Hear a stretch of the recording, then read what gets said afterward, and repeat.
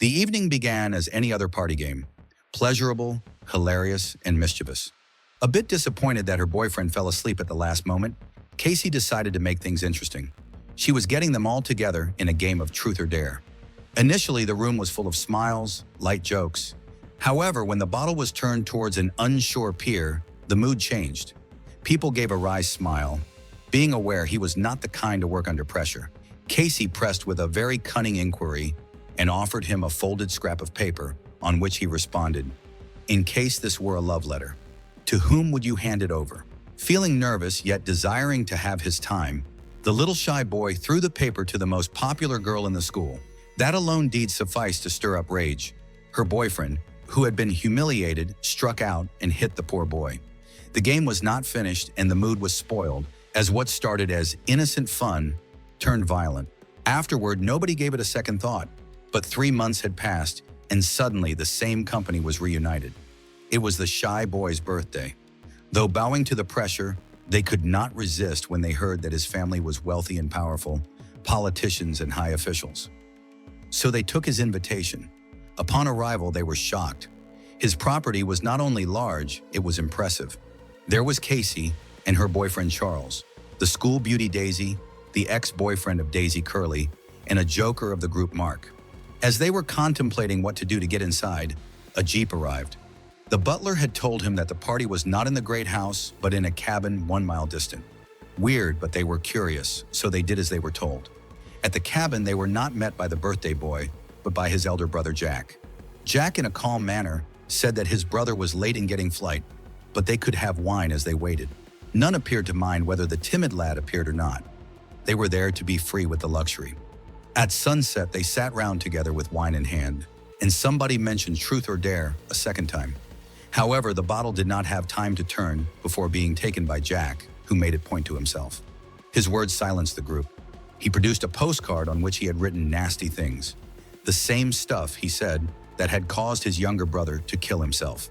And if one should have confessed to sending it, the others might go out of prison. But the group panicked instead of responding, attempting to escape. That is when Jack unveiled his real face. He hit Curly with the ground in a few seconds, and it was ruthless, trained and efficient. Casey attempted to retaliate, but was immediately slapped. Then Jack drew a firearm and shot Charles in the leg, just to show that he was not fooling. He made Mark tie up everybody and lock their phones. The actual game was on. Jack turned the bottle and it fell on Curly. A hideous apparatus, tubes, connectors, 2 glass containers, he dragged in. One filled with water, the other, sulfuric acid. He pushed the tube in the mouth of Daisy, where Curly had to decide to open what container. She would die in pain in case he made a wrong choice. Curly was terrified and made a desperate decision. He chose the water against all odds and rescued the life of Daisy, at least today. But the game didn't stop. The bottle turned once more round, and this time it was Casey it was pointing at. She believed that she was smart and she picked the name Truth, but Jack turned her response about and she had to make Curly die or not. The horrible apparatus was renewed, with tubes thrust down his throat. Casey made a decision with certainty because he assumed that the water was where it was before. But Jack had switched them. As soon as the liquid came pouring in, Curly screamed and blood poured out of his mouth. Within seconds, he was dead. The party sat there, in horror-stricken silence, too amazed to breathe, and Jack turned the bottle again and again. The clatter in that cabin was even greater than anyone had imagined, so great as to be heard by a neighbor. Jack ran out with Mark and attempted to drive the man back before he aroused too much suspicion. But as Jack was looking away, Daisy took advantage. She took a sharp knife of the floor and sliced herself. Daisy sprang out of the window and ran away. Meantime, Jack forced Mark to do something he did not think of doing. Jack made Mark draw the trigger to kill the man in cold blood when the neighbor refused to go. Before he spoke, as though it were a devil talking peace, Jack assuaged him. "We are in it now. Trust me, and I will do my contacts to get you out." However, when they came back indoors, Daisy was missing. Enraged, Jack hastened away in pursuit of her, and Mark was left to guard the others. Daisy had slipped to the mansion already and was hiding within. She had blundered into some dark room and stood still. The boy whom I had bashfully lain upon the bed and was barely alive. The butler had found him on his suicide attempt and rescued him, but lack of oxygen had reduced him to a vegetable. Prior to Daisy comprehending what she was witnessing, The butler arrived and pointed a shotgun at her as he requested her to strip. Daisy dipped under the bed, kicking him at the same instant, and scrambled out the other side. She held a blade against the crippled boy and made the butler lay down his weapon. As soon as she stepped out, she grabbed the shotgun. She fired a bullet and killed the butler in the fight that ensued. Even before she could take a breath, Jack was there, pulling her into the room again. And without a second thought, he broke her neck before his insensible brother, in vengeance.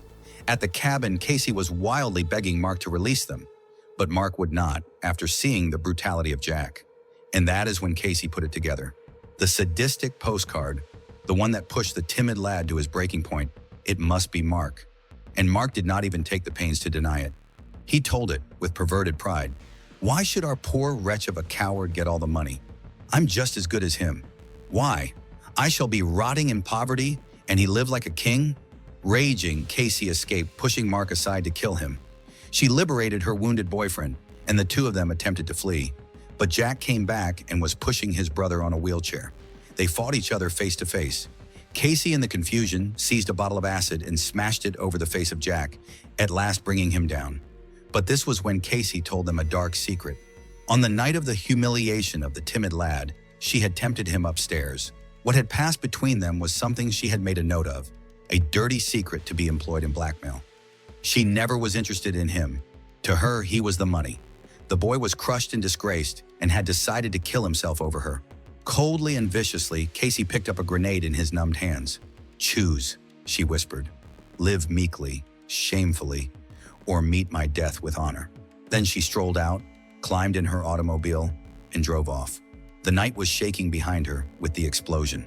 The two brothers both died in the explosion, and Casey, the real monster here, walked away with her head, her hands not covered with blood, secrets, and treachery. That was the end. If you enjoyed this story, don't forget to hit that like button, subscribe for more thrilling movie recaps, and turn on the bell icon so you never miss the next one.